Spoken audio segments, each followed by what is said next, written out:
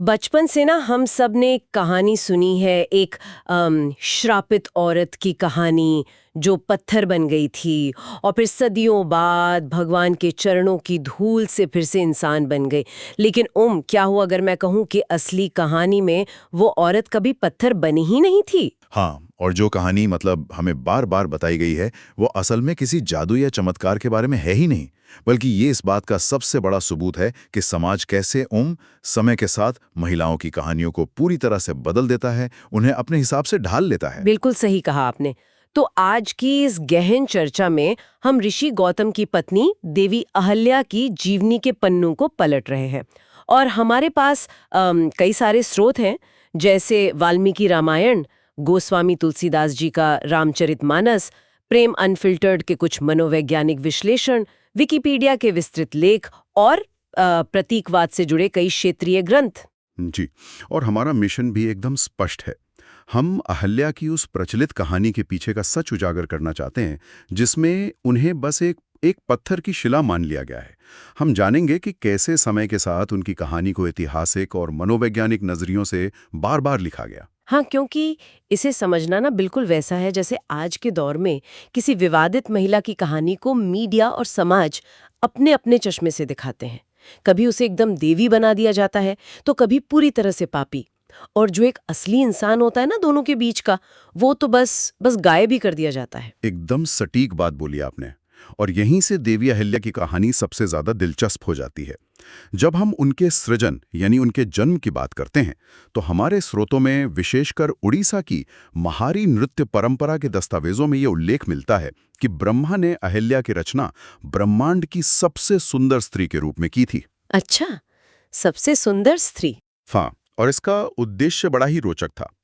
ब्रह्मा दरअसल स्वर्ग की सबसे खूबसूरत अप्सरा उर्वशी का घमंड तोड़ना चाहते थे। वो ये साबित करना चाहते थे कि वे उर्वशी से भी अधिक सुंदर किसी की रचना कर सकते हैं। बाप रे! मतलब शुरुआत से ही उनके जन्म के साथ ही अहल्या के अस्तित्व को किसी और के लिए एक सबक या एक औजार की तरह इस्तेमाल किया गया। उनका अपना कोई स्वतंत्र अस्तित्व तो जैसे किसी ने सोचा ही नहीं। एक तरह से हाँ, और उनके नाम का अर्थ ही इस पूरी कहानी का बीज बोता है। संस्कृत में अहिल्या के दो अर्थ स्रोतों में मिलते हैं। पहला अर्थ है जिसमें कोई कुरूपता न हो, यानी पूर्ण सौंदर्य। और दूसरा अर्थ है जिसे कभी जोता ना गया हो, यानी हल ना चला हुआ, अनब्लाउड। हल ना चला हुआ, ये वाला अर्थ तो आगे जाकर बहुत ही गहरे प्रतीकों की तरफ इशारा करता है, जिस पर हम बाद में बात करेंगे। लेकिन पहले उस इंसानी कहानी पर रहते हैं।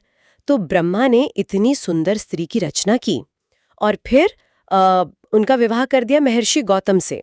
महर्षि गौतम जो कि काफी उम्रदराज थे और एक कठोर तपस्वी थे। जी, और यहीं से उस मनोवैज्ञानिक तनाव की नींव पड़ती है। एक तरफ असीमित सौंदर्य है और दूसरी तरफ एक ऐसा जीवन जो पूरी तरह से तप और वैराग्य को समर्पित है। दोनों की दुनिया बिल्कुल अलग थी। ठीक है, आइए इसे थोड़ा विस्तार से समझते हैं। ये जो असामान्य व्यवहार था, यही वो जमीन तैयार करता है जहां कहानी का सबसे बड़ा और सबसे विवादास्पद हिस्सा आता है, देवराज इंद्र का प्रवेश। और यहाँ आके हमारे जो अलग अलग स्रोत है ना, वो पूरी तरह से आपस में टकराने लगते हैं। बिल्कुल टकराते हैं। वाल्मीकि रामायण के बाल कांड का वर्णन सबसे पुराना और शायद सबसे ज्यादा चौंकाने वाला है।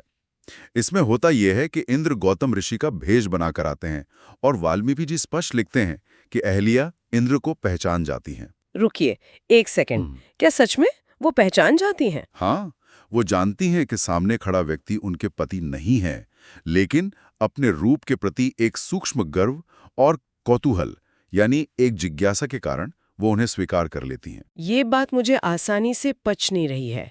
मतलब क्या आप ये कह रहे हैं कि वाल्मीकि जैसे प्राचीन ऋषि ने एक ऐसा चरित्र लिखा जिसने पूरी चेतना के साथ जानबूझकर ये फैसला लिया, और बाद के जिन लेखकों को हम ज्यादा आधुनिक मान सकते हैं, उन्होंने कहानी को बदल दिया? यही तो विडंबना है। ये विरोधाभास दिखाता है कि वाल्मीकि का समाज मानवीय कमजोरियों और जटिलताओं को स्वीकार करता था।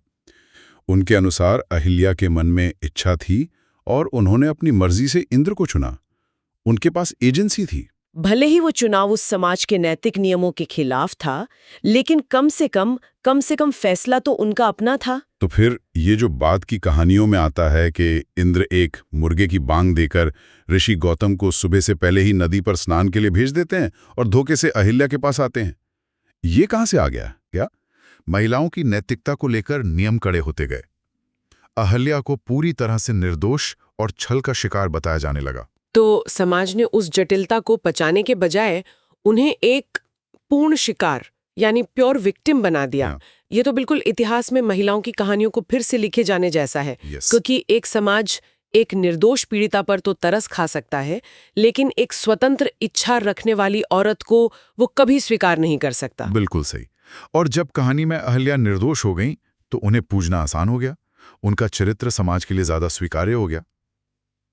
लेकिन अगर हम वापस वाल्मीकि की कहानी पर जाएं, ये सोचने पर मजबूर करता है कि अगर वाल्मीकि की अहिल्या ने अपनी मर्जी से वो चुनाव किया था तो सजा क्या दी गई? क्योंकि छल के बाद स्वाभाविक रूप से दंड की बात आती है। हम तो यही मानते ना कि उन्हें पत्थर बन जाने का श्राप मिला था। यहाँ जो सबसे दिलचस्प बात है वो ये है कि वाल्मीकि रामायण में अहिल्या कभी पत्थर बनी नहीं थी। है? क्या बात कर रहे हैं? जी हाँ, महर्षि गौतम ने अहिल्या को श्राप दिया था कि वो उसी आश्रम में रहेंगी लेकिन किसी को दिखाई नहीं देंगी। वो राख में सोएंगी, केवल हवा पीकर जीवित रहेंगी, समाज से पूरी तरह कट जाएंगी। ये तो किसी भी शारीरिक सजा से ज्यादा भयानक है। ये पूरी तरह से डिप्रेशन या अवसाद की स्थिति है। हमारे स्रोतों में से एक जो कि प्रेम अनफिल्टर्ड का मनोवैज्ञानिक विश्लेषण है, उसमें इसे लिविंग डेड बन जाने की स्थिति कहा गया है। मनोवैज्ञानिक अलगाव, आप सांस ले रहे हैं लेकिन किसी के लिए आपका वजूद नहीं है। बिल्कुल, एक तरह से समाज ने आपको जिंदा दफना दिया है और यहीं से वो पत्थर वाला रूपक या मेटाफर जन्म लेता है। जरा सोचिए, जब किसी इंसान का समाज से पूरी तरह बहिष्कार कर दिया जाता है तो इंसान अंदर से सुन्न हो जाता है, उसकी भावनाएं जम जाती हैं। हाँ, वो समाज के लिए एक निर्जीव पत्थर के समान ही तो हो जाता है। एकदम सही। और बाद के कवियों ने और आज के टीवी सीरियल्स ने इस गहरे मनोवैज्ञानिक श्राप को एक शाब्दिक अर्थ दे दिया। उन्होंने उन्हें सचमुच का पत्थर बना दिया ताकि आम जनता को कहानी आसानी से समझ आ सके। अगर हम इसे आज के नजरिए से देखें, क्या आज के दौर का कैंसल कल्चर भी किसी इंसान को इसी तरह मनोवैज्ञानिक रूप से पत्थर या अदृश्य नहीं बना देता? जब रातों रात समाज आपको मिटा देता है, आप भौतिक रूप से वहीं होते हैं लेकिन सामाजिक रूप से आपका वजूद खत्म हो जाता है। बहुत ही सटीक तुलना है। अहिल्या के साथ जो हुआ वो एक भीषण सामाजिक बहिष्कार था, लेकिन जब कोई समाज से इस तरह बहिष्कृत हो तो उसकी वापसी कैसे होती है, उसका उद्धार कैसे होता है? और यही हमारी कहानी में भगवान राम का प्रवेश होता है। राम के आने पर भी हमारे पास दो बिल्कुल अलग अलग नजरिए हैं। जी, गोस्वामी तुलसीदास जी के रामचरितमानस में तो राम एक चमत्कार करते हैं। वो अपने पैरों से उस पत्थर बनी अहिल्या को छूते हैं और वो तुरंत वापस इंसान बन जाती। लेकिन अब जब हम वाल्मीकि रामायण की बात करते हैं तो मुझे सच में हैरानी हुई ये पढ़कर कि वाल्मीकि के राम ऐसा कुछ नहीं करते। वो अहिल्या को पैर से नहीं छूते, बिल्कुल नहीं। बल्कि जब राम और लक्ष्मण उस आश्रम में आते हैं तो वे खुद आगे बढ़कर एक बहिष्कृत स्त्री यानी अहिल्या के पैर छूते हैं। ये सहानुभूति और खोया हुआ सम्मान वापस लौटाने का सबसे बड़ा उदाहरण है। जी, वाल्मीकि का ये दृश्य मानवीय करुणा का चरम है। राम कोई जादू नहीं कर रहे हैं, वो एक ऐसी स्त्री को जिसे समाज ने अदृश्य कर रखा था, उसे पहली बार सम्मान दे रहे हैं। तो इस सब का क्या मतलब है? दोनों महान ग्रंथ हैं, लेकिन एक राम पैर से छूकर चमत्कार कर रहे हैं और दूसरे राम खुद झुककर सहानुभूति जता रहे हैं। कहानी को इस तरह क्यों बदला गया? इसका ऐतिहासिक कारण है। 16वीं सदी ने जब तुलसीदास जी ने रामचरितमानस लिखी, तब भारत मुगलों के अधीन था। समाज बहुत डरा हुआ था।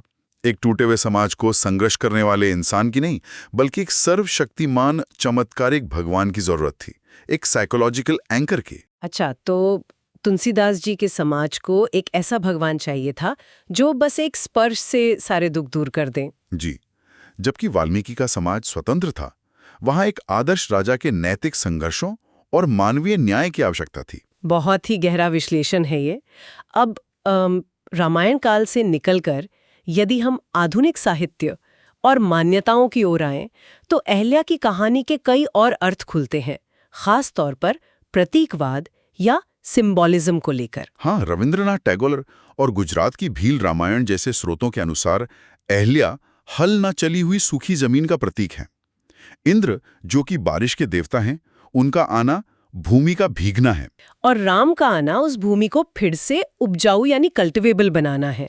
कैसे एक पौराणिक कथा अपने भीतर मौसम और खेती का पूरा रूपक समेटे हुए है। लेकिन जहां एक तरफ ये प्रकृति का प्रतीक है, वहीं दूसरी तरफ आधुनिक नारीवादी दृष्टिकोण ने इस कहानी पर बहुत गंभीर सवाल भी उठाए हैं। अहिल्या को व्यभिचार के आरोप से मुक्त कर सकते हैं, वही राम अपनी पत्नी सीता को अग्नि परीक्षा और वनवास कैसे झेलने दे सकते हैं। और मैंने पढ़ा है कि कुछ आधुनिक कहानियों में तो ऐसा भी लिखा है कि जब अहिल्या को सीता की अग्नि परीक्षा का हाल पता चलता है तो वो दुख और निराशा के मारे वापस पत्थर बन जाती हैं। हाँ, ये उस पितृसत्तात्मक समाज का पूर्ण बहिष्कार था अहिल्या की तरफ से। ये बहुत ही शक्तिशाली विचार है। लेकिन इन सब विवादों के बावजूद एक बात जो मुझे सबसे अजीब लगती है वो ये कि रूढ़िवादी हिंदू मान्यताओं में अहिल्या पंचकन्या में सबसे पहली मानी जाती हैं। मतलब 5 पवित्र कुमारियां जिनका नाम जपने से पाप नष्ट होते हैं, उस लिस्ट में अहिल्या सबसे ऊपर है। ऐसा क्यों? अगर हम इसे व्यापक संदर्भ से जोड़ें तो ये विरोधाभास दिखाता है कि अहिल्या को उनकी गलती के लिए नहीं, बल्कि बिना शिकायत किए अपने श्राप को स्वीकार करने के लिए सर्वोच्च सम्मान दिया गया। मतलब उनकी घोर तपस्या के लिए। हाँ, एक undaunted acceptance of the curse. उन्होंने अपनी सजा को एक अकल्पनीय धैर्य के साथ झेला। समाज ने उस संघर्ष का सम्मान किया। तो अंततः श्रोताओं के लिए ये चर्चा केवल एक पौराणिक कथा का सारांश नहीं है। अहिल्या की कहानी इस बात का प्रतीक है कि कैसे समाज सदियों तक महिलाओं की कहानियों को अपने हिसाब से ढालता है। यह कहानी हमें चमत्कार की उम्मीद करने के बजाय सहानुभूति और मानसिक रेजिलियंस की अहमियत सिखाती है। बिल्कुल, हमें जादू टोने की नहीं, बस एक दूसरे को समझने और इज्जत देने की जरूरत है। और इसी के साथ हम आज की चर्चा के अंत पर आते हैं।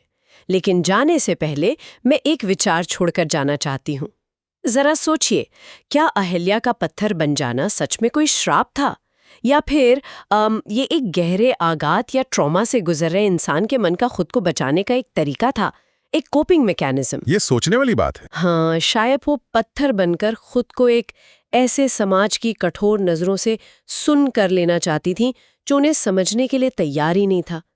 और वो तब तक उसी अवस्था में रही जब तक कि कोई ऐसा व्यक्ति नहीं आया, जैसे कि राम, जिसने न्याय और चमत्कार से पहले उन्हें सम्मान देना जरूरी समझा।